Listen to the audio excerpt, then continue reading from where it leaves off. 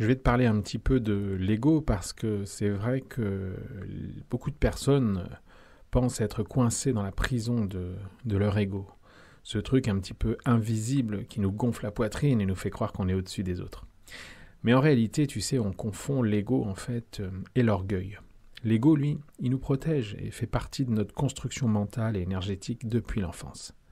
C'est l'orgueil, par contre, qui nous coupe de l'essentiel, du vrai amour, de la simplicité des relations. Il tue les émotions, il crée des barrières, il bloque le pardon, l'intelligence. Et cet orgueil, il nous empêche aussi de savourer l'instant présent. En fait, l'orgueil, je dirais que c'est l'assassin silencieux de l'amour.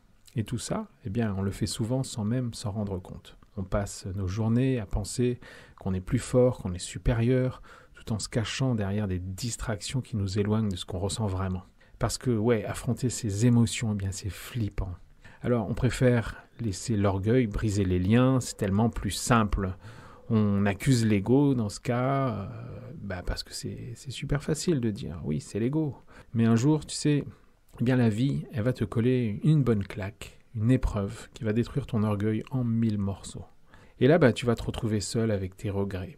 Tu t'accroches à ce qui te reste de ton orgueil, en pensant que ça va te sauver de ta propre stupidité. Mais tout ça, c'est un leurre.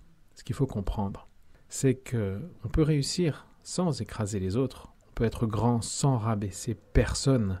S'élever sans diminuer les autres, ça c'est possible. Pas besoin d'orgueil, de jugement, ni même d'excuses de l'ego pour vivre pleinement.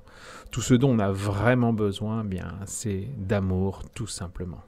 C'est en se reconnectant à ça qu'on vit vraiment, et pas en essayant de se protéger derrière un orgueil qui, au final, ne fait que nous éloigner de nous-mêmes.